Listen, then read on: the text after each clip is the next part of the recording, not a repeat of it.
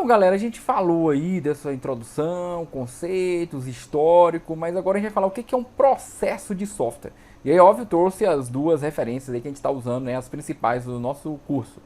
Então, veja, segundo o Presma, ele fala o seguinte: definimos processo de software como uma metodologia para as atividades, ações e tarefas necessárias para desenvolver um software de alta qualidade.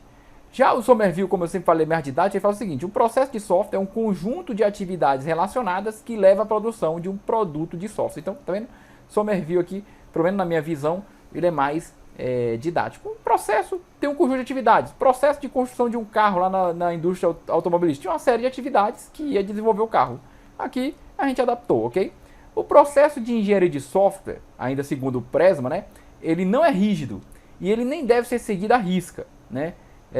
Isso quer dizer o seguinte, que ele deve ser ágil e adaptável ao problema, ao projeto, à equipe e à cultura organizacional. Então o Presma aqui nas suas últimas versões do livro já fala, olha, o processo ele não pode ser rígido. Aí ele já está falando aqui da questão de ser ágil e adaptável.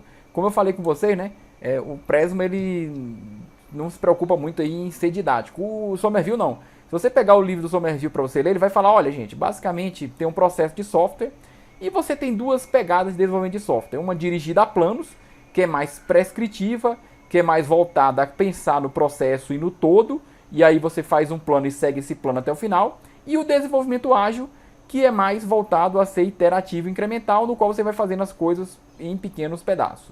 Bacana?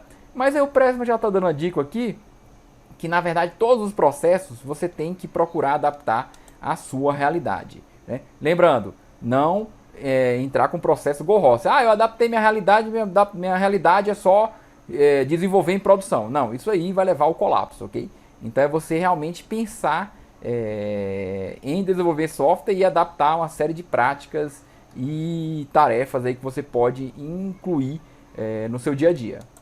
Então veja, os processos de software, né, você vai ver que são complexos e eles dependem de vários fatores, como o produto a ser desenvolvido, o time, recursos, e basicamente a gente vai ver que não existe um processo ideal, né?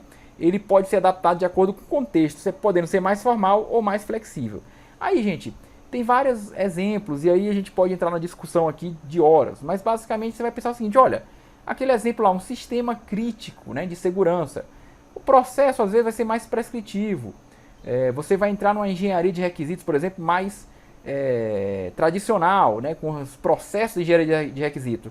Se for um software não tão crítico, você pode usar uma pegada muito mais ágil, no qual você vai refinando, né, fazendo requisitos, implementando, diminuindo riscos e trabalhando de forma iterativa. Então, tem várias formas e várias pegadas que nós vamos entender. Então, o processo de software é isso aí que eu falei para vocês, ok? Segundo o Presma, ele tem essas atividades do processo. Então, você pode ver que todos os processos dele têm um fluxo, que a gente vai ver no próximo bloco, e esse fluxo passa por essas atividades. Então, são essas atividades aqui genéricas, ok? A comunicação, o planejamento, modelagem, construção, entrega, certo? Basicamente é isso. Comunicação, ela foca em entender os objetivos dos envolvidos para o projeto e reunir requisitos que ajudem os recursos e as funções do software. Planejamento é criar um mapa, né, um plano de projeto de software, descrevendo as tarefas técnicas a serem conduzidas, os riscos prováveis, os recursos necessários, os produtos resultantes a ser priorizados e um cronograma de trabalho. Modelagem, que aí entra a criação de modelos para entender melhor as necessidades do software e do projeto que vai atender essas necessidades, né, criando-se um esboço para que possa ter uma ideia de todo. E a construção em si, que combina a geração de código, manual automatizada e os testes para revelar erros. E no final a entrega em produção. Então você vai ver que as várias fluxos que a gente vai mostrar aqui e processos, eles seguem essas atividades aí segundo o Presma. O Presma também fala que tem outras atividades de apoio, né? Controle e acompanhamento do projeto, administração de risco, a garantia de qualidade, revisões técnicas, medição, gerenciamento de configuração de software, gerenciamento da capacidade de reutilização, preparo e produção de artefatos de software. Então são atividades de apoio que estão envolvidas aí naquelas atividades mais gerais e nos processos em si. Bacana? Então tá aqui, eu só vou deixar essa tabelinha, você não precisa decorar, mas são atividades que você vai desenvolvendo e você vai vendo a sua importância, certo? Gerenciamento de configuração é uma coisa que eu vou deixar claro aqui, que ela foca em gerenciar os efeitos da mudança. Então aqui entra as atividades de controle de versão, construção do software, requisição de mudanças, né? E as releases, certo? Então gerenciamento de configuração de software é isso. Não confunda lá com o gerenciamento de configuração lá do ITIL, ok? Aqui é um gerenciamento pensando em mudanças e versões. Tem um pouquinho de parecido lá, mas gerenciamento de configuração de software pensando basicamente em requisição de mudanças, construção do sistema, uma forma buscando automatizar isso quando dá, releases e controle de versão. Bacana? E quais são as atividades fundamentais segundo o Somerville? Aquelas que a gente falou já, né?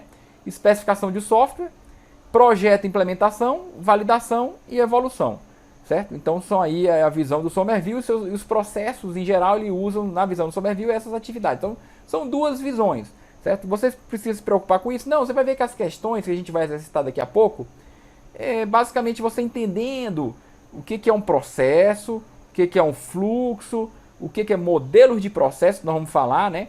Também são modelos genéricos, podem ser adaptados.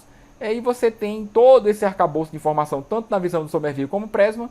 Se a questão tem uma carinha de Presma, você responde. Se a questão tem a carinha de Somerville, você responde. Questões mais raras juntam os dois. Vou trazer também. Aí você responde, porque você está vendo os dois, né? Tranquilamente você vai conseguir resolver.